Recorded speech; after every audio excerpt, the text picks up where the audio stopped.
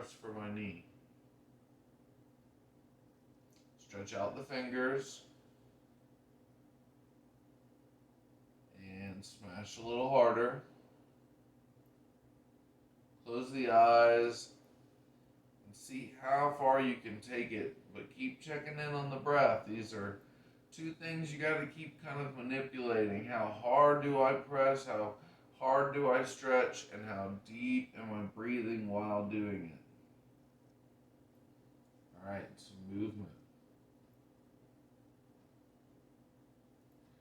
All right, so essentially you can rinse and repeat with the other fingers.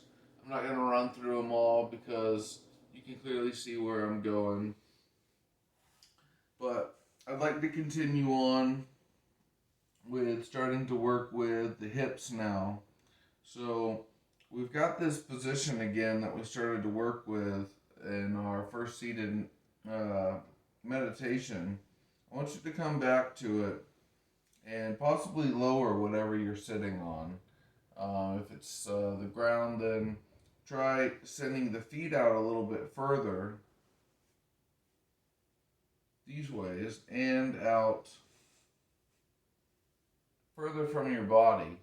So it's almost like you've completed a complete parallel line with the front of your mat. And if you feel like taking this up an even higher level, what you'll do is you'll place one foot on top of the opposite knee. And now you should be very, very aware of tightness in your hips. If it feels like any pain comes up in the knee at any point, you can use a pillow to support the space here between your legs. Otherwise, let's take about 10 long breaths here. Let the eyes close and just notice what crazy sensations go through the body.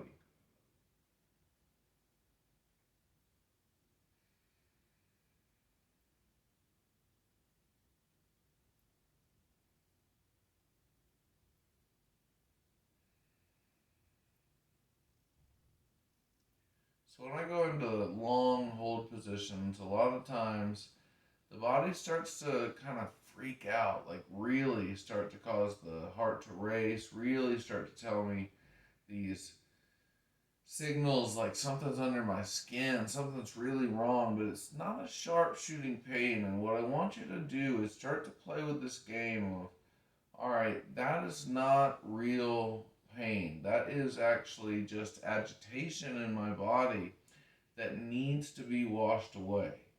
And keep testing your ability to wash away those sensations by deepening the breath and guiding the breath towards where you feel those spots. So if there's a really intensely centered spot in one of the hips, imagine that you're expanding a balloon into that spot, and that balloon pushes into the spot as if you're getting a massage from the breath. So the same feeling that can be created by someone pushing their thumbs into a knot on the outside of the body, the breath with mental imagery can be used to push a massage into the inner wall of the muscle, somewhere where a massage therapist can never get to. And so you're using the agitation of your body to guide where your breath can move into to provide the most amount of relief from this agitation. If we can relieve agitation on the mat, it doesn't get stored up, get frustrated, and released onto people in our lives. So let's slowly come out of this position by drawing the knee up with our hand, sending the feet out. Shake the knees up a little bit if they're feeling congested at all, and switch sides. So bring the foot that was in front to the back, the foot that was in the back to the front. Find where you'd like to sit here today. I'm going to go back into the slightly advanced version. Now, it's been some time since I'd really fully opened up my hips, but at one point the knee will rest on the foot. Maybe tomorrow, maybe next year.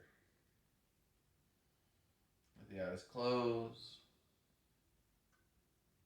and breathe.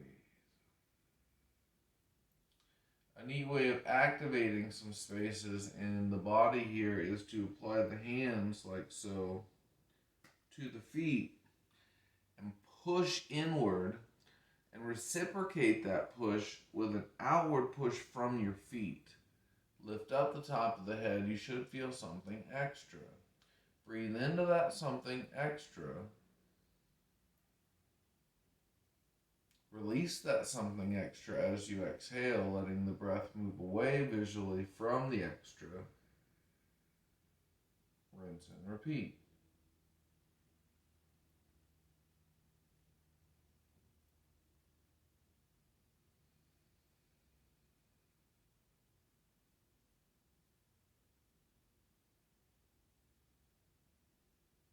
As your practice advances, I want you thinking less and less about what's the next pose, what's the new thing I can do, and more so about mastering these basic things I show you.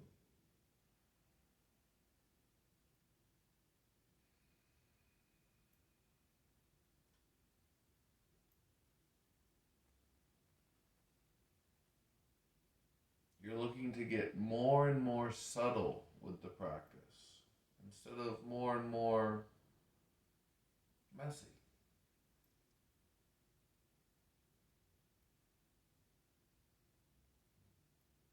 Big breaths, just filling up all the space of congestion, breaking it up because it's getting pushed on, exhaling to let it relax back down into a more natural position, and that movement of in and out allows it to start getting mobilized out of the system. Alright, we've been seated here for quite some time. It'd be nice to get some movement in now.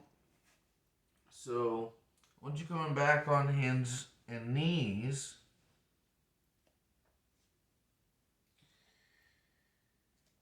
and then take the hips over to one side. You can see here, I'm going to show you again. I'm going to place my finger on the hip side so you can see what I did here. My hip is lined up, and I'm going to send it out towards the side now. So I'm way outside where I originally had it lined up with my hand. Now from here, my inhales, I'm not going to allow the hips to come back to the center, but I am going to move forward. I'm going to keep trying to send the hips out. This requires effort to keep sending them out as you come forward. You should notice a lot of blockages. Keep sending them out and lean back further than the starting position. Should notice a whole lot of restrictions going on over here. Inhales bring you forward. Exhale send you back.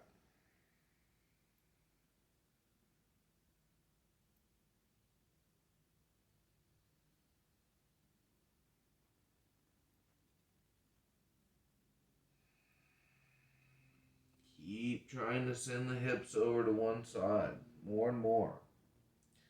Again, you're playing with that game of how much effort can I put into this practice, while not letting it be so much effort that you're all huffing and puffing.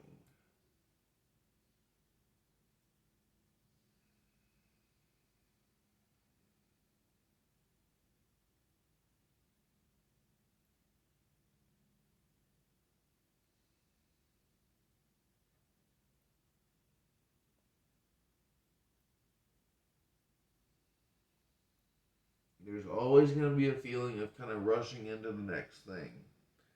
That's a test you have to see if you can make it through. A real test of patience. It's also a trick the body plays on you, like, oh no, you're too busy for this. In reality, the body's just going, this is intense and I want a break. You're not too busy. Because these movements and breaths and thought patterns that we create on the mat through the yogic systems that is ancient has been proven time and time again to be a catalyst to a more productive day than not performing them and attempting to spend more time simply getting the things of the day done. It's like running out the door without your rocket booster. Take just a little bit of time to put that rocket booster on, and you might end up getting around town a little faster, right? Makes sense to me. Come back towards the center.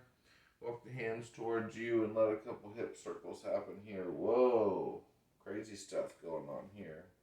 Might even shake the leg a little bit.